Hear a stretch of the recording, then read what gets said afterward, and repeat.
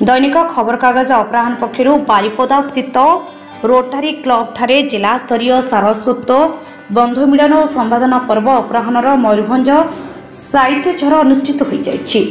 कार्यक्रम प्रथम अधिवेशन में अनुष्ठित कविता पाठोत्सव अपराह खबर कागजर संपादक तथा ओडिशा क्षुद्र मध्यम संवादपत्र संगठन राज्य सभापति वंशीधर जेना सभापतित्व करथिबा बेले मुख्य अतिथि भावे अवसर प्राप्त अध्यक्ष संदीप कुमार चांद जोग देथिले।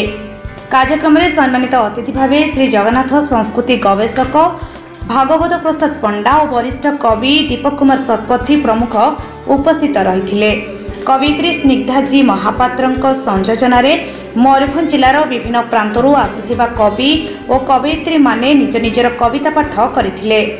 सेहीभଳି द्वितीय अधिवेशन तथा संबोधना कार्यक्रम अपराहर मयूरभंज जिला प्रतिनिधि देवेंद्रनाथ दास अतिथि मानक मंच को स्वागत करथिले।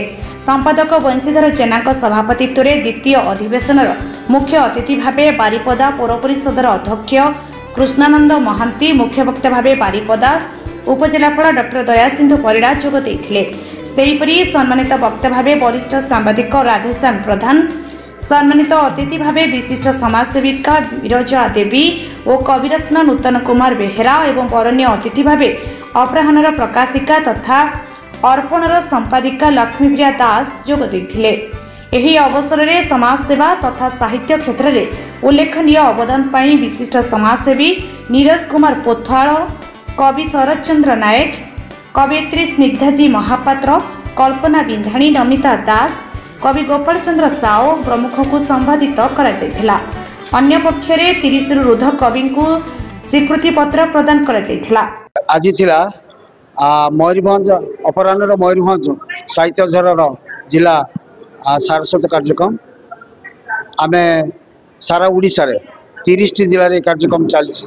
प्रति जिले में अपराहर राज्यस्तर सारस्वत कार्यक्रम एटा निधि संपत्ति आमे अपराह संवादपत्र पक्षर ओडिशार जो उड़िया भाई भौणी मैंने अच्छा समस्त को गोटे साहित्य मनस्क सृष्टि करने आम उद्यम करुँ, समस्त मन में खुशी आने उद्यम करुँ। से दीर्घ दिन धरिकी राज्यस्तर सारस्वत कार्यक्रम जारी रही। ये कार्यक्रम 30 दिन को 30 जिला आम नहीं।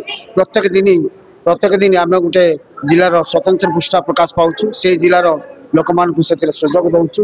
ए बहु साहित्यिक सृष्टि होती पाखापाखि आज पर्यंत 40,000 लेखक लेखिका आम परिवार सहित जड़ित हो गले। आम या माध्यम प्रति जिला सारस्वत बंधु मिलन कर संवर्धना आमर जो स्वतंत्र विशेषांक प्रत्येक जिले में यार प्रकाश कर अपराह जमी दैनिक भाव में प्रकाश करने कथा सारस्वत पृष्ठ से प्रकाश पाँच। आज बहुत साहित्यिक जुड़ुं नुआ साहित्यिक जो सुजोग पाऊन प्रकाशन लेखा गुड़िक आम लेखा गुड़िक सुजोग सृष्टि कर मई आपंकर 10-11 एने बालेश्वर एक विराट सारस्वत महोत्सव जोटा कि सारा राज्यर 500 ऊर्ध्व साहित्यिक माने जोग दे 2 दिनिया कार्यक्रम रही। समस्त को आह्वान कर कविता कुंभ पुस्तक महोत्सव भली बहु उत्सव हो मो समस्त को निवेदन करी से उत्सव समस्त जड़ित हूँ। मैं 10-11 आज पवित्र उत्कल दिवस ये उत्कल दिवस अवसर रे आपणकर अपराह्न दैनिक ओडिया खबर कागज तरफ मयूरभंज जिले में गोटे सारस्वत बंधु मिलन और गोटे संवर्धना सभा अनुष्ठित होता।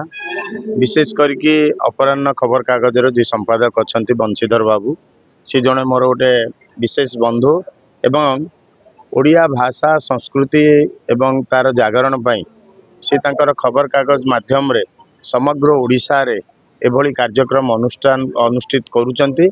तांकर उद्देश्य होची किभली भाव में ओडिया साहित्य को आहुरी उज्जीवित करवा, ओडिया संस्कृति को किभली समस्ते बहु संख्यार आपणइबे एवं ओडिया भाषार मर्यादा किभली भाव में ऊपर रहिबो सेति प्रति दृष्टि देवा पई एवं तांकर एभली कार्यक्रम रे मु तांको समस्त प्रकार शुभकामना करुची। आशा करुची अपराह्न खबर कागज ओडिशा रे ए दिगरे गोटे अग्रणी होइके कार्य करू।